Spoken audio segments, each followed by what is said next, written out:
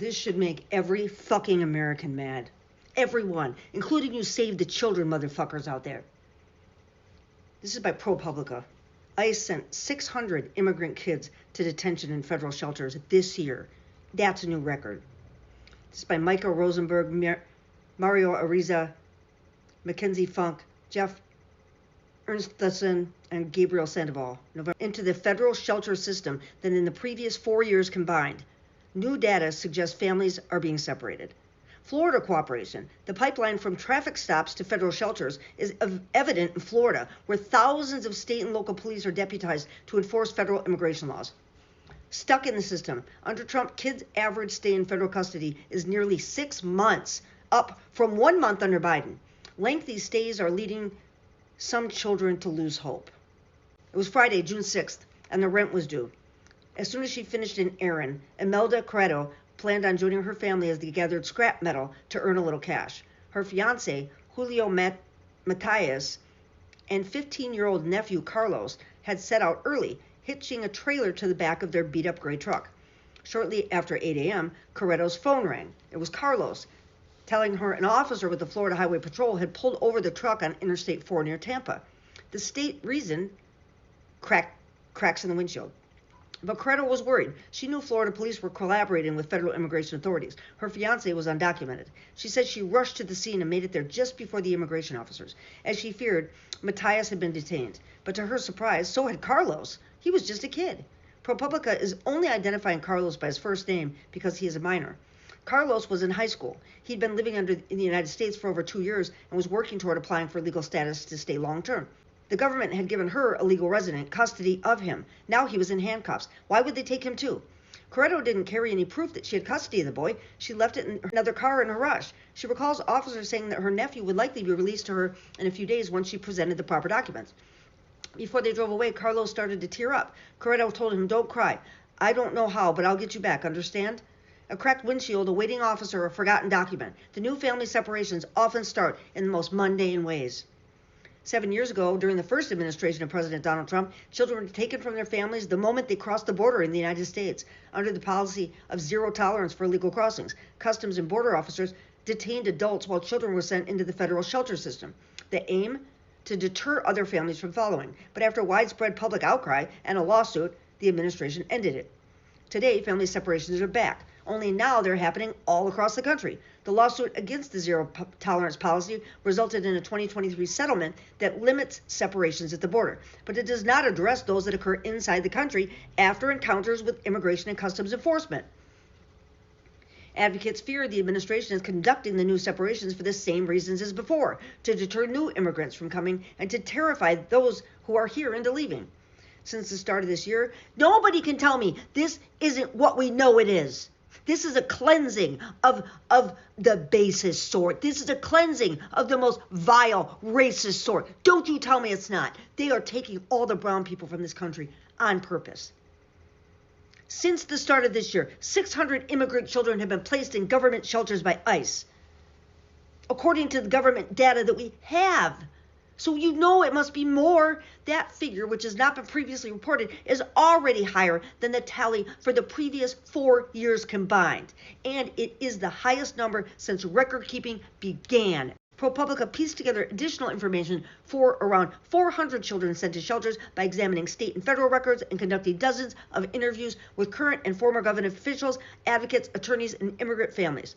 Around 160 of these cases that we learned about involved child welfare concerns, which current and former officials say is typical of the children ICE has sent to shelters in the past. These cases include instances of kids who were encountered alone inside the country or were considered potential victims of domestic abuse or trafficking, or instances where minors or the adults they were with had been accused of committing a crime. But in a majority of the cases we examined, kids ended up in shelters in ways government officials say they never would have in the past, after routine immigration court hearings or appointments, or because they were at home or a business when immigration authorities showed up to arrest someone else. In South Carolina, a Colombian family of 5 went to a government office for a fingerprinting appointment, only to have the parents detained while the children, ages 5, 11, and 15, were sent into the shelter system for some 4 months. In southern Florida, a 17-year-old from Guatemala was taken into custody because officers couldn't make contact with his dad after a traffic stop. His dad is deaf. In Maryland, a 17-year-old from Mexico ended up in a shelter after making a wrong turn onto military property. In around 150 cases, children were taken into federal custody after traffic stops. The trend is especially noticeable in states like Florida, where thousands of state and local police, including Highway Patrol, have been deputized to enforce immigration laws. What's happening to kids now is like many small zero tolerances, says Mary and Mickey Donovan Klaus, Director of Legal Services at the Los Angeles-based Immigrant Defenders Law Center. This and other changes affecting immigrant children are adding up to a huge trauma. Most of the cases we found involve teenagers, and many of them have been in the United States for years. In those cases, being sent to a shelter can mean separation not only from their families, but from schools, friends, churches, doctors, and daily routines. Once children are in shelters, in custody, the government is making it harder and harder for relatives or other adults who act as sponsors to get them back. The average stay has grown to nearly 6 months, up from 1 month during the presidency of Joe Biden, public data shows. White House spokesperson Abigail Jackson said in a written statement that the Biden administration released immigrant kids to sponsors too quickly and without proper vetting, sometimes into unsafe conditions. The Trump administration is ensuring that unaccompanied minors do not fall victim to the same dangerous conditions. Department of Homeland Security spokesperson Tricia McLaughlin, speaking for ICE, said the agency does not separate families and instead offers parents the choice to have their children deported with them or to leave the children in the care of another safe adult consistent with past practices. Asked about Carlos's detention in Florida, McLaughlin said the traffic stops by officers trained to partner with ICE have prevented abuse of immigrant children and resulted in arrests of human traffickers, abusers, and other criminals. Bullshit. And by the way, ProPublica found no evidence of Corretto or Matias, her fiance, being accused or convicted of serious crimes. Corretto had been found guilty of driving without a license at least twice and had gotten a speeding ticket. Matias pleaded guilty in a 2011 tail light infraction. He now has an ongoing case for driving without a license from the traffic stop with Carlos, and he has been returned to Guatemala. So the shelter network has been turned on its head.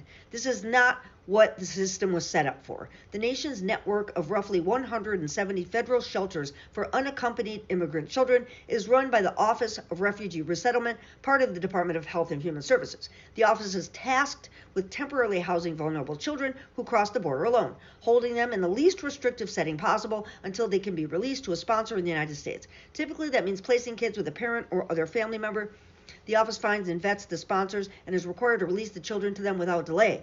Once the kids are out, they can apply to remain here permanently. Under Biden, when crossings surged and to record highs, around 470,000 children were released to sponsors after going through the shelter system. Republicans said the releases incentivized smugglers to endanger kids on the long journey north and encouraged parents to send their children across the border alone. The White House called the previous administration's sponsor vetting process abysmal and said that records pertaining to minors released under Biden were either fraudulent or never existed to begin with. Really? Biden? Really? I don't think so. Every accusation is a confession. We know they're fucking with the numbers. They're fudging the numbers. They don't have fucking paperwork for anything. No paper trail means no accountability, right? Biden official denies these claims, but some kids have indeed ended up working in dangerous jobs. So Trump administration has placed former ICE officials in charge of the Refugee Resettlement Office, and has made it its priority to locate children who were released from custody in previous years. Really, I think they're probably child sex trafficking now. Because, that he's playing all the hits, all his greatest hits, and that's one of them.